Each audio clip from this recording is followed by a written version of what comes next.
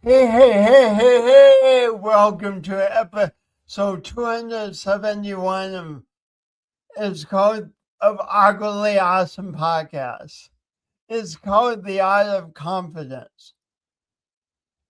And, and like I just kind of flubbed up the intro that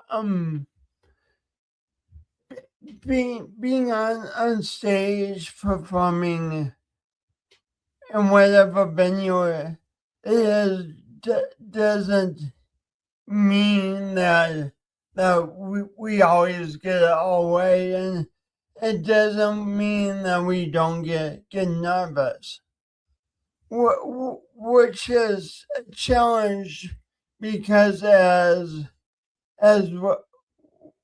Robert Kiyosaki says, it is said that the fear of public speaking is a fear greater than death for most people.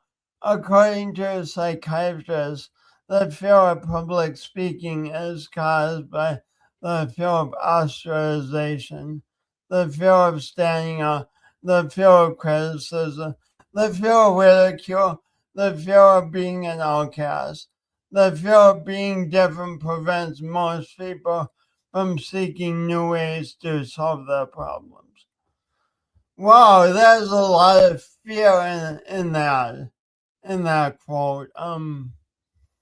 Yet people like my guest today have experienced the fear instead of saying, "Oh no, I can't do that. I can't live my dream of performing." They find ways to move with this fear and keep doing what they want to do even though this fear comes up. So with that, I'm excited to bring on my guest, but first,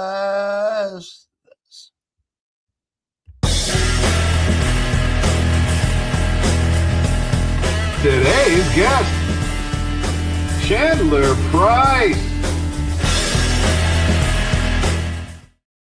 and here is Chandler. Oh, that was a great intro. Hey Chandler, welcome to Awkwardly Awesome Podcast. Thanks for being here. Thank you so much for having me, Jason.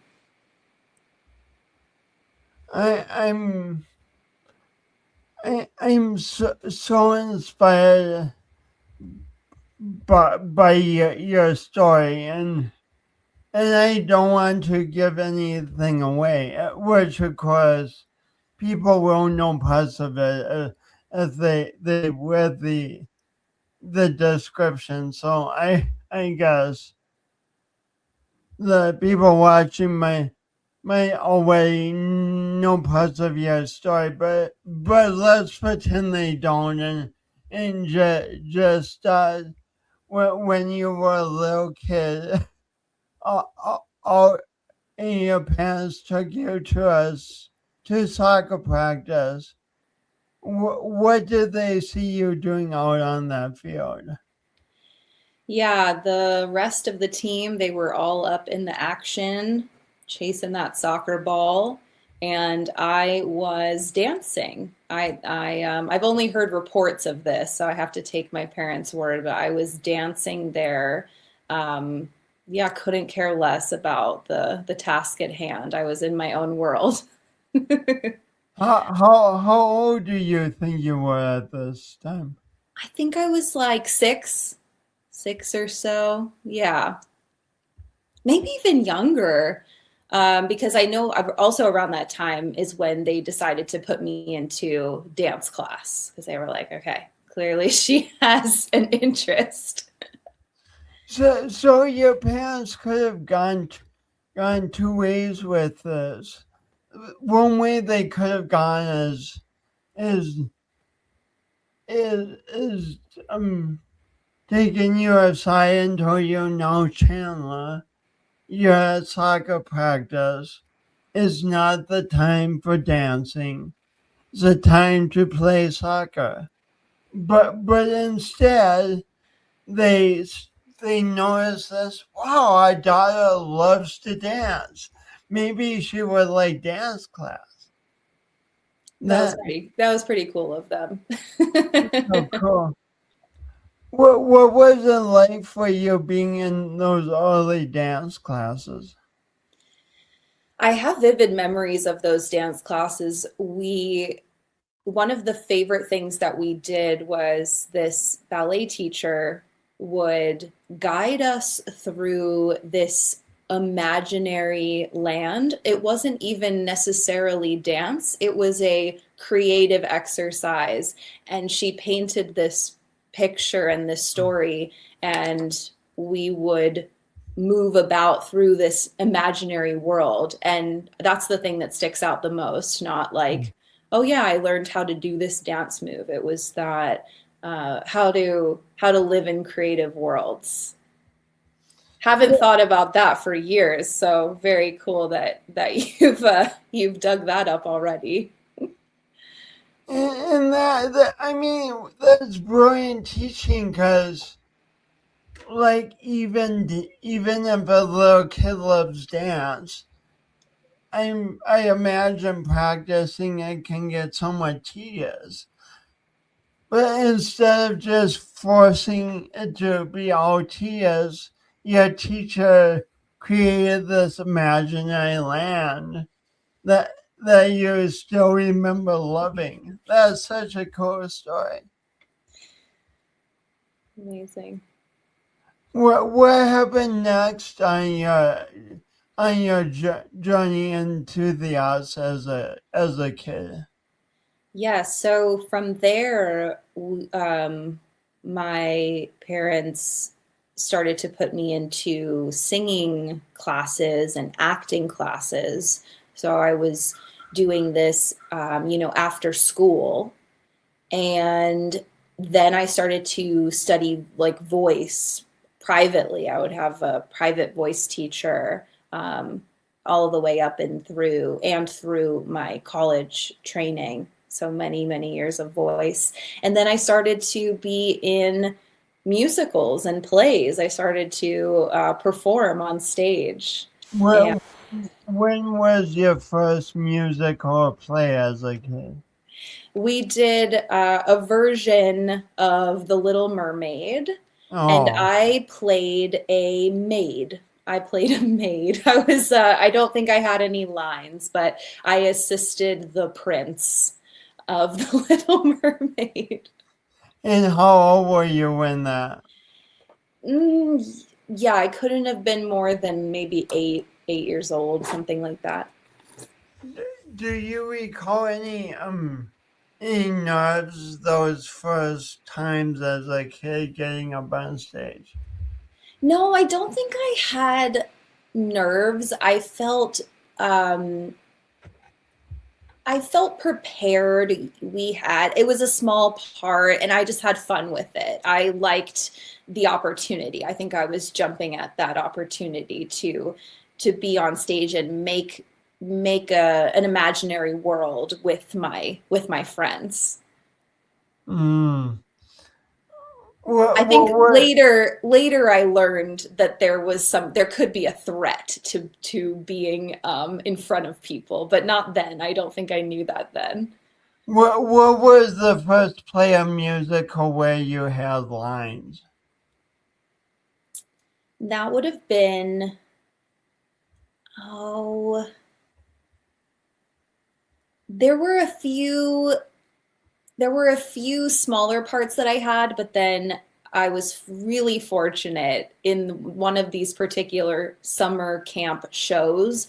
The director wrote a show. It was called School for Witches. And I got to play the mean girl, like the bully girl. And I had two friends that wore wigs, so they looked just like mini me. And that one I had my own lines, of course, and some solo songs. and I loved it. Do you remember being nervous for that? No, I don't think I was nervous because I don't think I had any kind of pressure to be good. I was given this role. It was written for me. The director, the writer wrote this role for me. So I didn't feel like I had to be anything different than what I was. I just was like, yeah, I'm gonna go play this role and have so much fun. Those moments are so neat when it just feels new. Like you went up there as a 8-year-old and you're like, oh, this is natural. This is exciting. Love this, and I'm sure under having that mindset, you have fun, and I bet you were brilliant because you were in that space. That's very kind. I have no idea if I was brilliant, but you're right in that there's something magical about a person who isn't, there's no inhibition within them. And yeah, they're uninhibited and they're living that life on stage. That's what the best of the best are doing. And so because I hadn't learned yet how to be scared, that was coming through, I'm sure. Why do you think that we humans, as we grow into adulthood, learn so much about being scared when we're in front of people? I think when we get older, there's more at stake. We become like there must be a certain age where we switch, where we're not so self-conscious, right? We're young, we're just exploring. It's all play. And then sometime or another, there's a shift that happens where we go, oh, other people are thinking about me. They're judging me.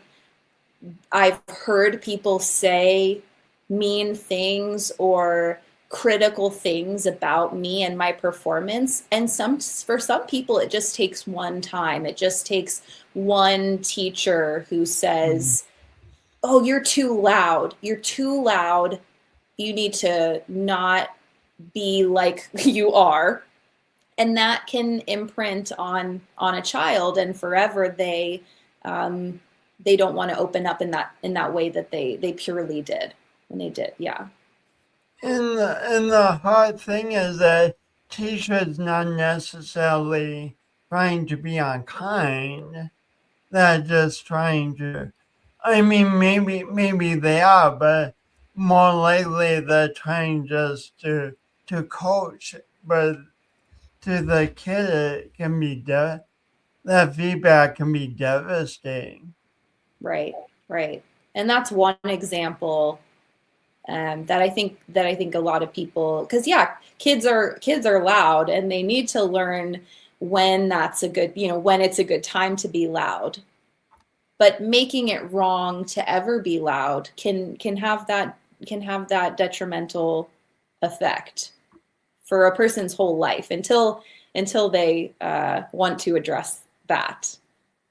I think of how many times I, as a kid, and almost every kid many times is told to quiet down, quiet down. Wow. I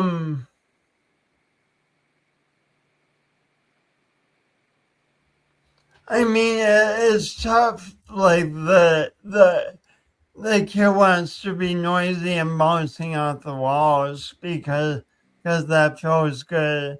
But to a parent or a teacher, that might not feel good at all. So it's just a to example of people having very different experiences Hmm. and trying to live together. I think having a place, and I had that. I had a place where I could go and I was encouraged to project my voice, right? I'm learning how to be on stage in my classes. So I could go and I could be loud and I could make characters and I could run about the room and dance. So I had an outlet for that. And that may be what the kids are kind of crying out for, is I need an outlet for this energy. And sometimes, I mean, I have no idea what it's like to be a parent. I would definitely not have wanted to be my parents.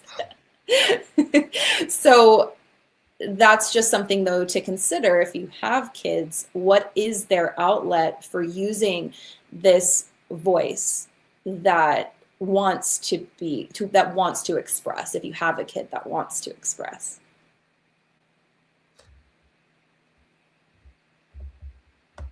Um, what a great question for parents to ask. Often I think of acting classes as the parents would get their kids into an acting class if the kid was specifically interested in acting. But what would the case be for acting being more offered as a general subject that every kid takes? Well, one of the reasons I feel that I don't have a lot of fear in regards to speaking with people I don't know. I won't even call them strangers, but just meet people I meet on the street, for instance. Why I don't have social anxiety, we'll call it, is because all of that training I had as a kid, it taught me that communicating is a form of play. And I share this with people that have experienced social anxiety. What if we reframe it to say, I'm going to go have a scene with this person. Maybe it's awkward. Maybe it's awkwardly awesome. Maybe it's awesome. But at the end of that, I can walk away and I can be okay because that was just play. Even if it was weird, I can move through that. I can move through weirdness and then go do it again. But some people will stay in that place of, that was so weird. I never want to feel uncomfortable like that again. They'll replay the things that they said that they wish were different.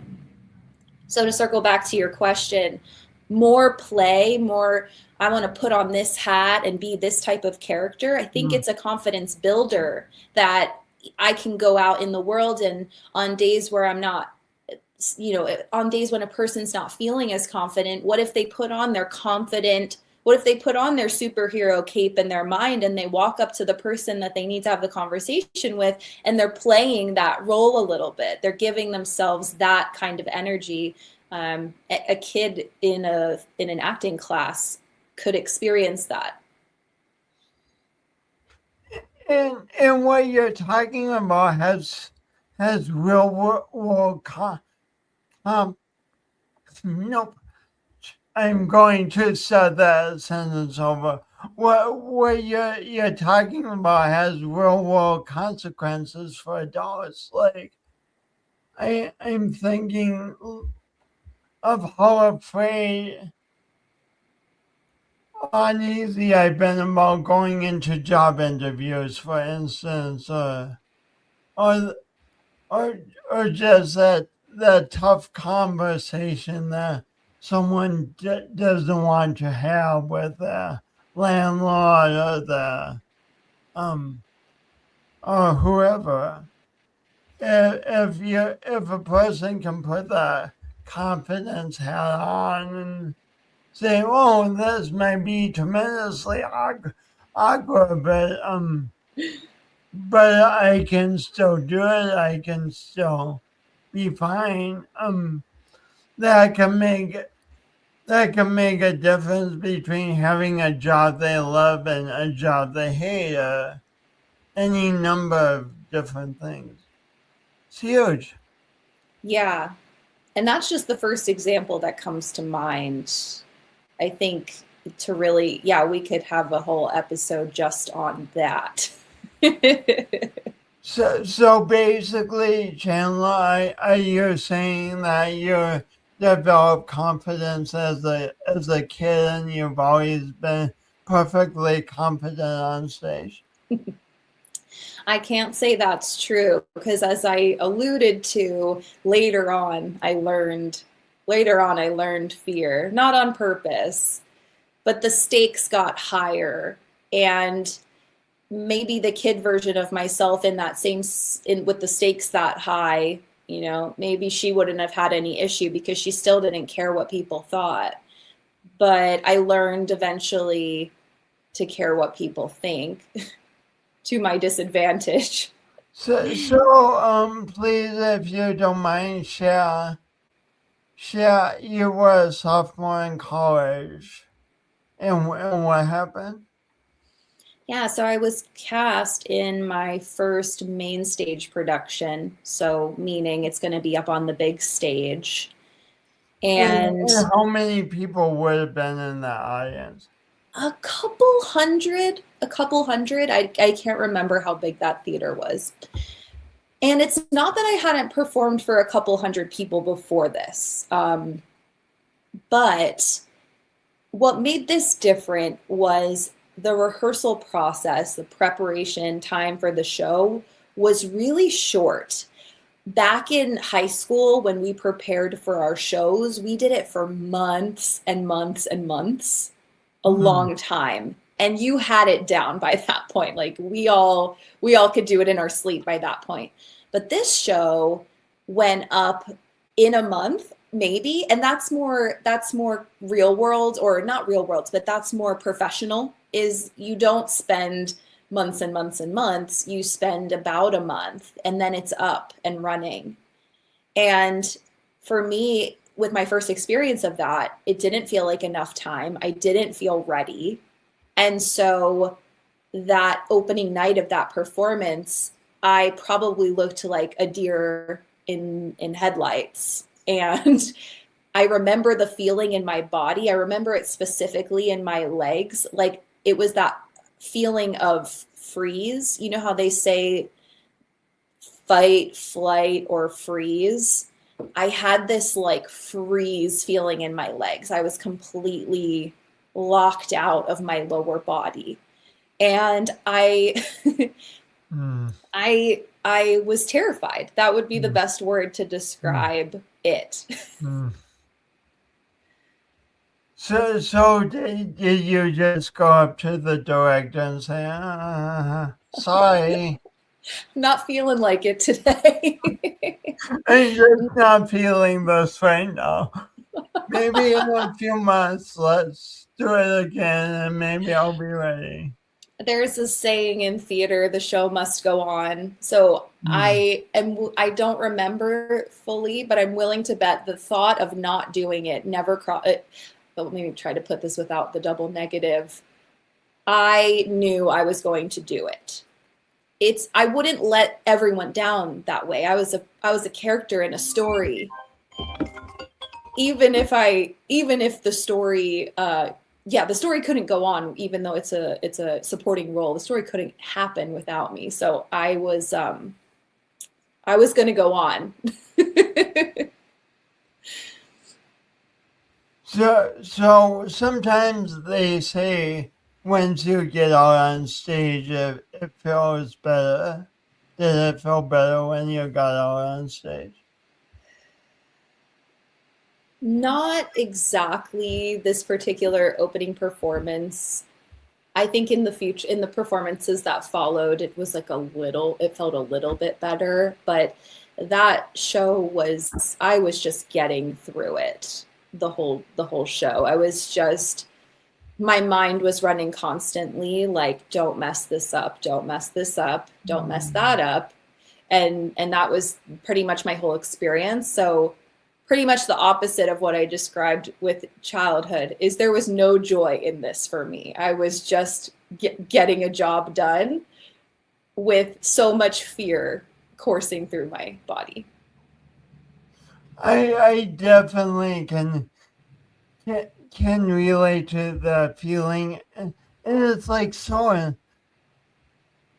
it's like a double punch to the gut because it takes so much work to get prepared, even if it's just a month, and then you get out there and it's showtime, and then you're miserable, so you don't enjoy the thing, and it's a pit. Yeah. Yeah. So what happened next? Did you quit singing and dancing and performing? Say, I'm done with this stuff. I don't want to feel that way.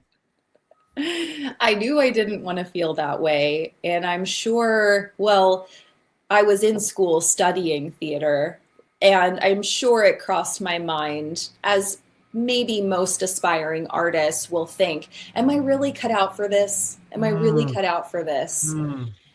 Because I was shaken by that experience. I thought I had confidence. I was confident enough to get the role in the first place, to go audition for it and be chosen for a role. But it crossed my mind, am I really cut out for this? But I did not give up. Because, I mean, what we're talking about is, I mean, there's unfortunately a lot of traumatic experiences involving very intense, involving violence and such. But what you're talking about is you had a traumatic experience on that stage. Yes. So where do you go? You had this traumatic experience that threatened your future dreams, your career path, threatened doing what you loved going forward. Where do you go next with that type of threat? So realizing, and this has been a theme for me, realizing that I could live through that, right? Coming out the other side and being like, well, I'm still alive. I still have a voice. I'm still in this training. And I think that was the perspective that I took, was I can get better. I can have fun doing this thing that I love to do. And the most impactful work was what I learned to do inside my mind, not the, I mean, of course the training's invaluable, learning from teachers and experts, professionals in the field, learning from them how to do this craft. Yes, but to get past this hurdle that we're talking about of that really strong fear, it took a rewiring of my brain. So please unpack that a little. Yeah, I mean, you say it, and I'm like, oh, yeah, that makes sense. Like so many things that can be said simply, and it can kind of go, yeah, that sounds easy. Just rewire my brain, and all's well. But then, Chandler, how do you start with the rewiring of the brain? So at the same time I was in theater school, I was also learning yoga for the first time How did because you get introduced to yoga? so I introduced myself to yoga because at the time, this exact time that we're talking about, I was struggling with physical and mental and emotional illness. You know, I needed something that I could do that was healthy. And yoga, and then I needed something to do that I didn't hate doing. So for some people, they can go to the gym and they can run on the treadmill. Well, I hate doing that, so I couldn't do that. I'm with you on that. So I was like, maybe I won't hate yoga. And So, so, that's a endorsement you went with. Maybe I'll go to this because maybe I won't hate it.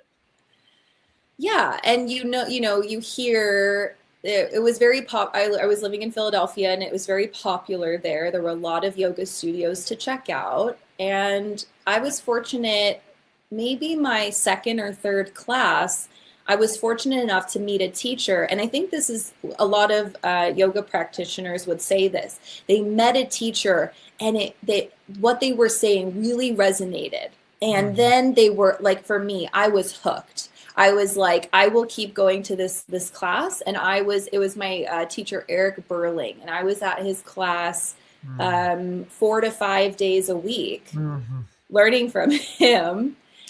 And what yoga taught me at the beginning, in maybe my first year, was that I can show up and give my best, and then do that every time. And then over time, I will be able to do better, more difficult poses. I'd look around the room and I'd be like, I'll never be in that pose. I just kept practicing. They say in yoga, practice makes practice. And eventually, and then, what we learn on the yoga mat's a metaphor for life always. So I was like, okay, I can practice, and getting back to that like neural rewiring, I can practice new thoughts over and over and over and over again, and eventually they stick, and eventually they change the way I see the world and the way I live. So Chandler, I asked you about rewiring your mind, and you immediately start talking about a physical practice. What's the relationship between the two? The yoga was helping me to get a better sense of what was going. You're reminding me why I brought it up, is that I wanted to get a better sense, or not wanted, I needed to get an understanding of my own body in relation to my needs. And yoga was bridging this gap where I would spend an hour or 90 minutes in connection with my body, listening to its cues, trying to be with the breath as much as possible. And this was teaching me so much about what I wouldn't have a word for at the time, but it was teaching me so much about my nervous system, and what does calm feel like, and what does grounded feel like, and what, maybe for the first time since I was a child, what does peace feel like in my body? So how does that relate to the brain? Well, now I know that allowing my body to enter a peaceful state, those darting thoughts, critical thoughts and judgmental thoughts and memories of people saying things about me, you can't do that.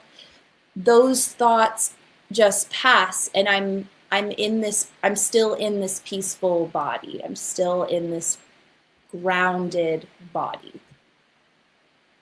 So you almost learn that you can cultivate and experience a peace in your life, even if you don't have,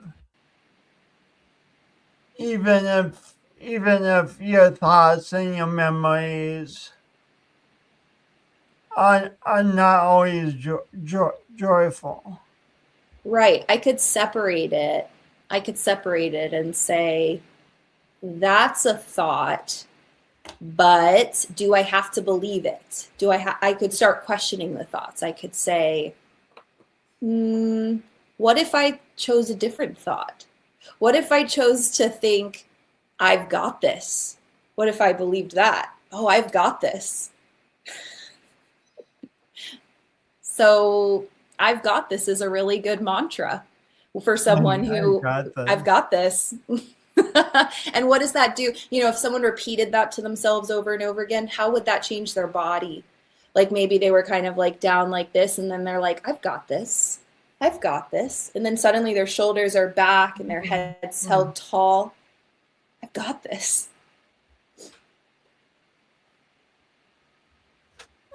And then this wasn't only, you were only having epiphanies, not epiphanies, but you weren't only having peaceful experiences in yoga classes and feeling more confident on stage. You were living in Philadelphia at the time and then surrounded by your family. And how did the idea of moving somewhere else come into your head? Well, two reasons. I used to walk around, I think before I even before I had even been to Southern California, I used to walk around Philadelphia like I lived in California. I'll spare you the details of me, gently breaking laws, but just giving the way I dressed and the way that I walked and what I was imagining my world to be. I was just like, I'm a California girl. And one of my best friends in Philadelphia, she moved to LA. And so while I didn't think LA was going to be my scene, it planted the seed of Southern California. And, you hear about San Diego and you hear it's an amazing, gorgeous place. And so the reason for why San Diego is I was feeling yoga was teaching me how important nature, how important nature is medicine. And then living in Philadelphia, I had to really go out of my way to go find like a patch of grass somewhere. And so when I was thinking about where to relocate, I was thinking, I want to be somewhere where I can be outside every day. Wait, how did yoga teach you nature as medicine? You're in a yoga classroom.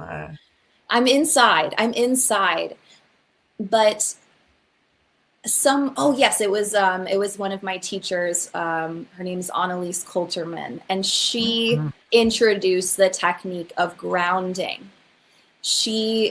Grounding or earthing. And so I learned that we need to make contact with the earth.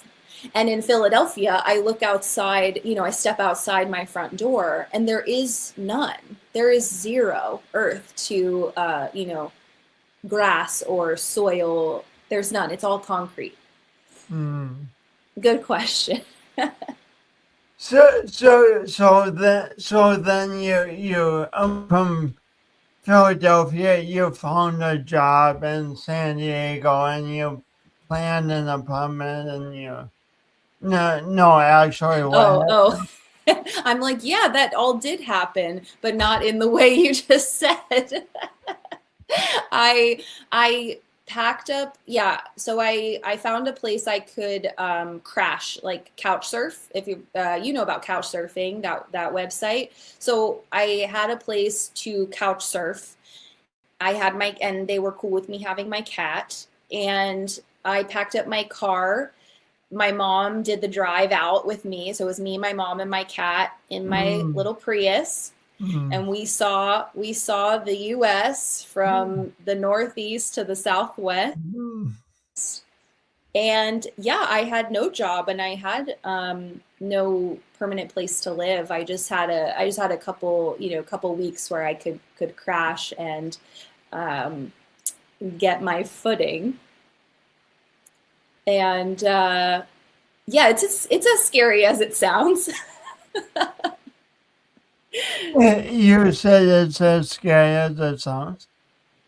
It's scary to show up in a new place where I knew I knew like two people. Like I had two friends in town at least. So that was, I didn't know no one. But yeah, I remember times early on feeling like I had just jumped off a cliff and and then there was no ground. So I was floundering for a little bit there at the beginning because it was all so new and I didn't know what direction I was going in when I started to look for work. I didn't know what I really wanted to do, and the pieces eventually started to fall into place. And my mantra for this was, I am safe and supported. I repeated that to myself in those scary times. I am safe and supported. And supported by what? I'm supported by life itself. And if San Diego wasn't going to be the place for me, it would let me know, right? I wouldn't have found a place to live. I wouldn't have found work. But I said, I phrased it the other way to myself. I said, if I'm meant to be in San Diego, it will open doors. It will open its doors to me. If I'm meant to be in San Diego, I will open doors for me. Yeah. It will want me to be, it will make itself hospitable to me. That's what I believed.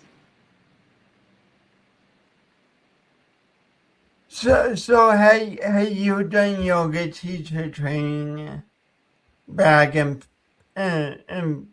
Philadelphia? That's right. Yeah. So you came out with the skill, and you started finding connections to teaching yoga classes, huh? It took a while. It took a while. I kind of was a little naive thinking I could come out here and find a studio or start teaching private yoga just right off the bat. It did take a few years to get into studios, and I was doing I've done lots of different jobs here in the meantime. And now, yeah, now I'm teaching in a couple studios here. What would you tell? So many times in life, we as humans get into those 2 year periods where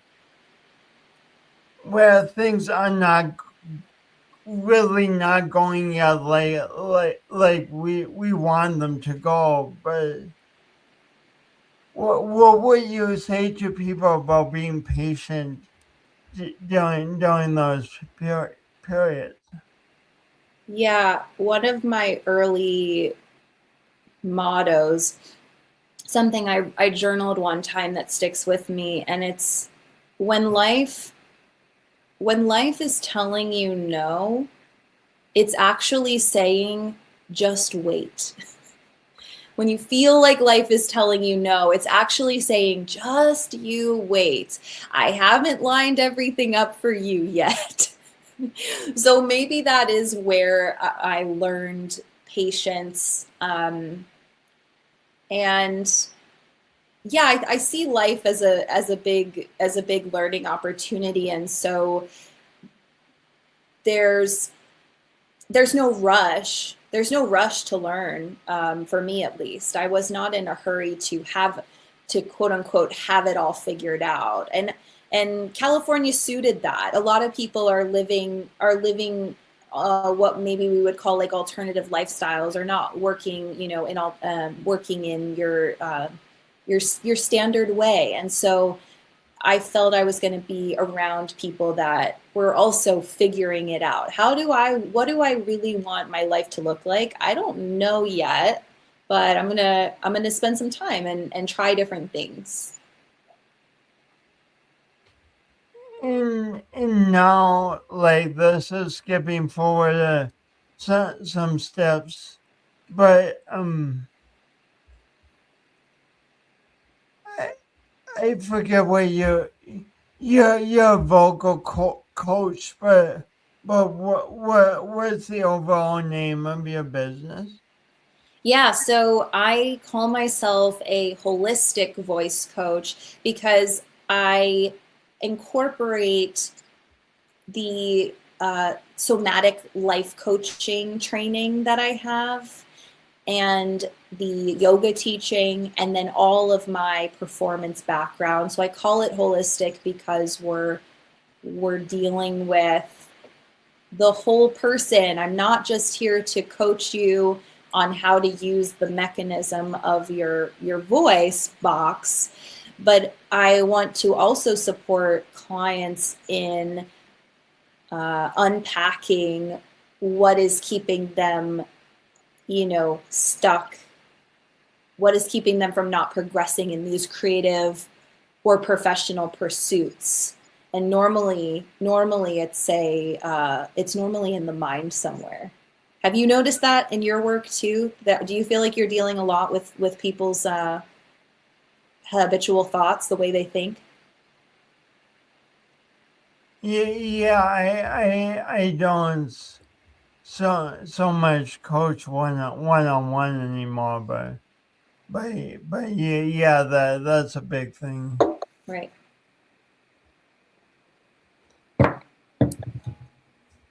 So what would you say to someone who's watching, maybe enjoy performing or singing as a kid, but kind of at some point was inundated by that adult critical voice, and kind of has moved on from all those dreams. Yeah, for someone that's abandoned creative dreams but wants to go back in, and what's the first step? And I think the question that I would ask them to ask themselves is, what would be fun? What would be fun? Letting this inner artist, which is not so different from the inner child, asking them, what would you like to do? What would you like to express? And letting them answer, and then going at their pace. That doesn't mean, okay, let me just go out and on an audition for something right away. No, that's probably too much right now. Right now, could you find a song to sing? We're talking if it's a singer. Could you just find something that would bring joy? I think that would be a great first step.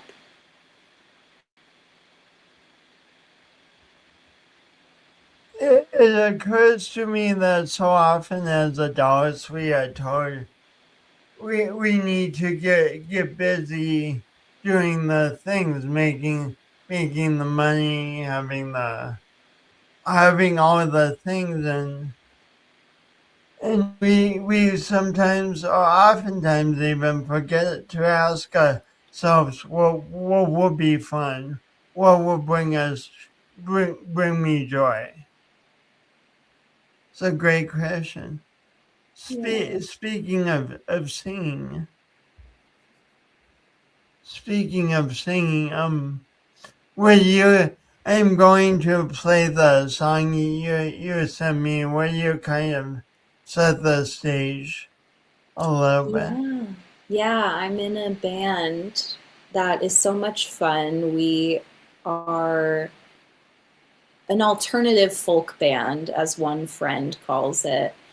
And these are some lovely musicians and myself performing for a private party. Beautiful setting out here in eastern San Diego County. And yeah, I'd love for y'all to y'all. My southern's coming out. I'd love for y'all to hear it. So you went from the dream of b- walking around. You went from walking around Philadelphia, dreaming of being in Southern California, and now you're performing for private parties and beautiful settings. I love it. So Chandler, can you see this right now? Yeah, I can see it. And can you hear it now? Not hearing No. it yet. Yeah. Yeah, this gives me every time. Before it's going down, take a look at me. Come on, baby. Don't take me. I got to know if you're sweet and loving. Stay. Remember who's we may win, but we won't be here again. So open up, I'm climbing and take it easy.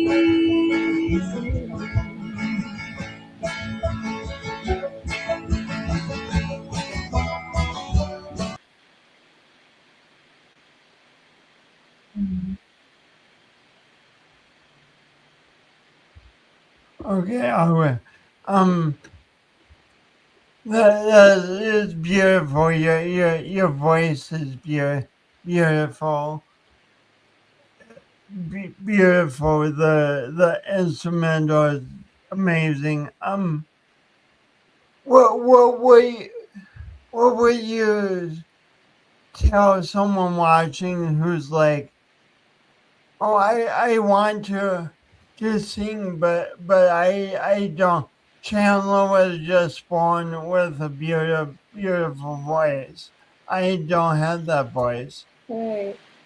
Yeah. Well, that you're reminding me of what we said just before we started recording here today. That well, I'll share your secret. Jason's like, I'm nervous, and I'm like, I'm nervous too.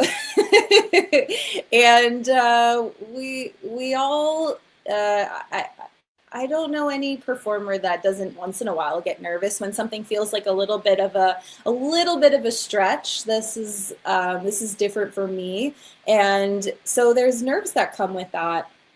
But the finest line in the world, the thinnest line in the world, is the nervous and excitement. They feel almost identical. It's kind of just a connotation in the head. I've heard this, and I find it to be true.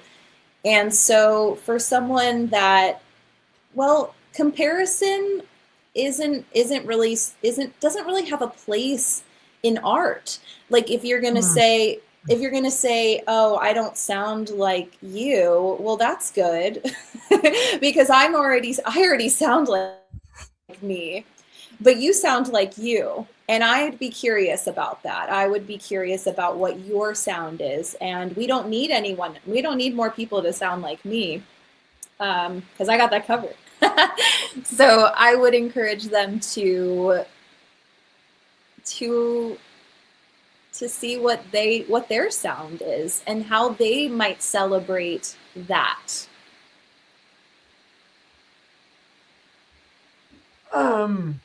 Two things.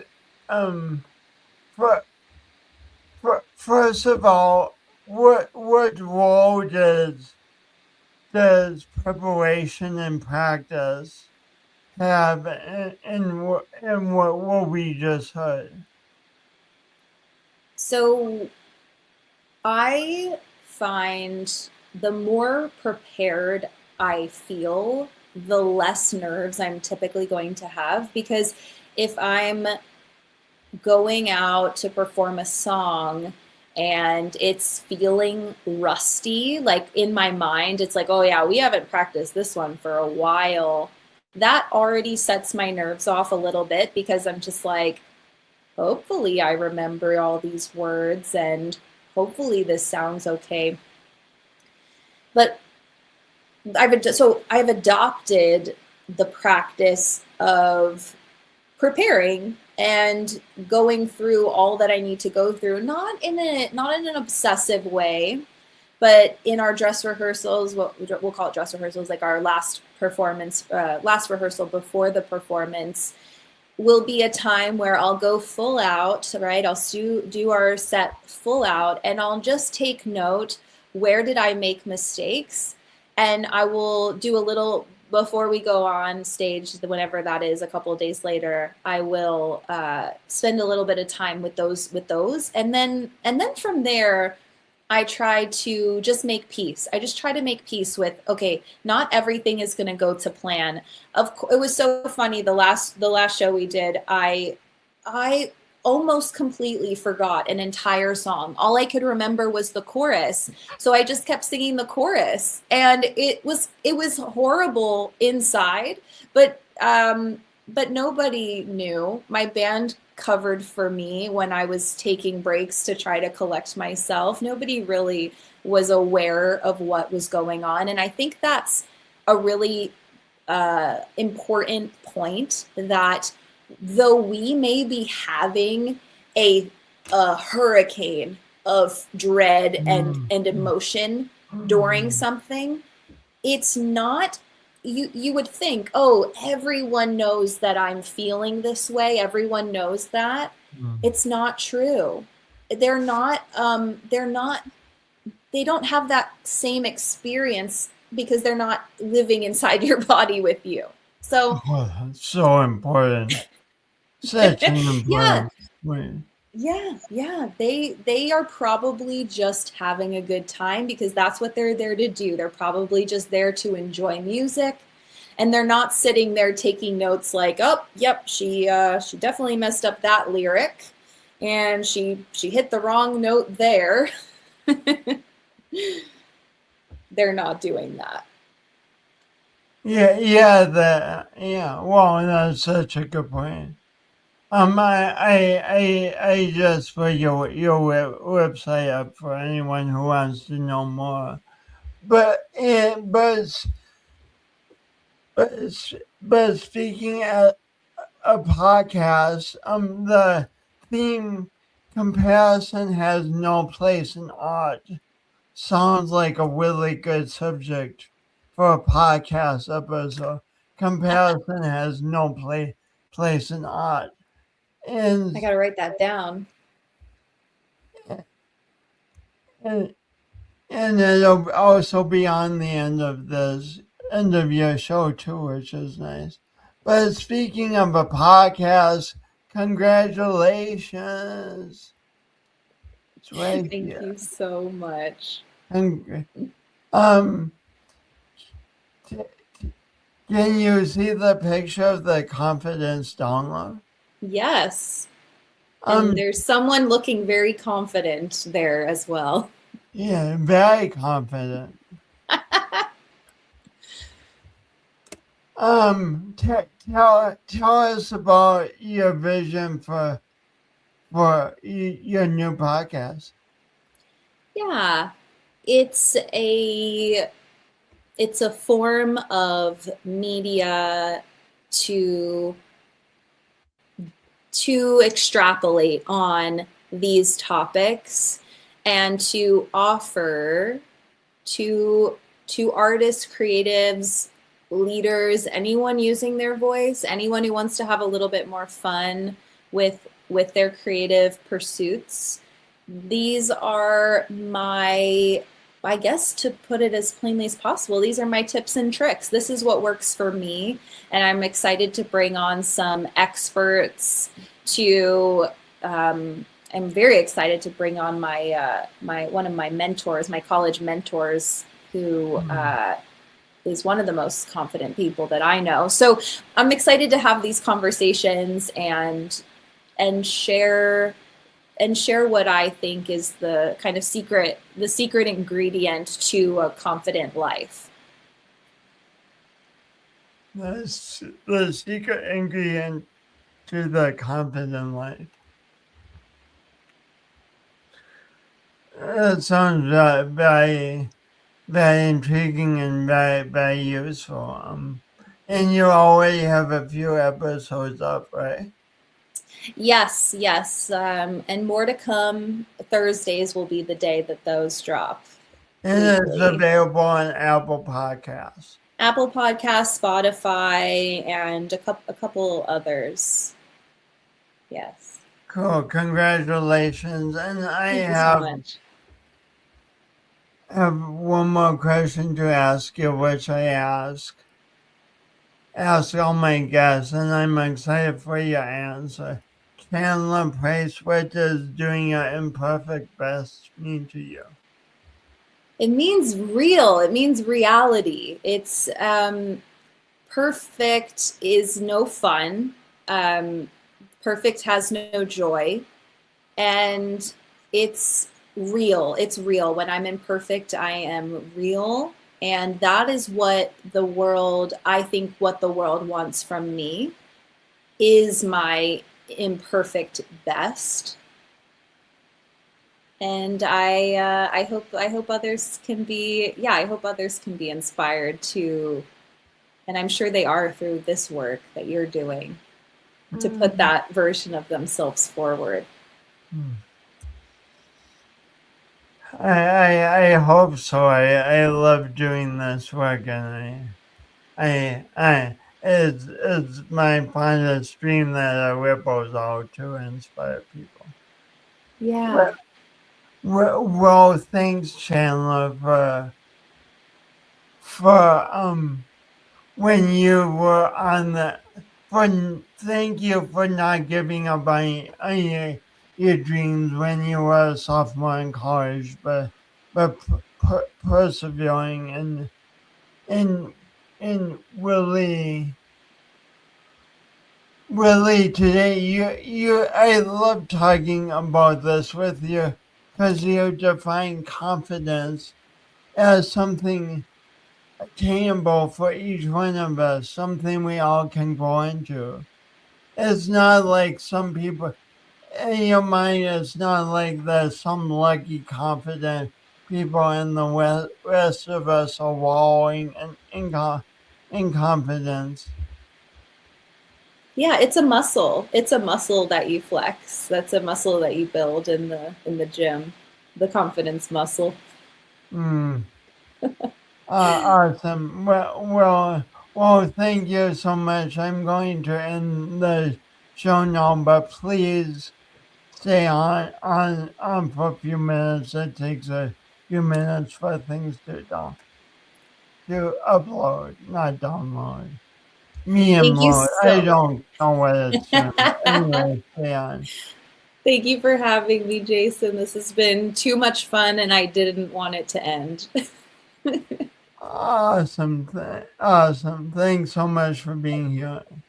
And thank you all for tuning in and thinking about confidence with us and learning about it with me and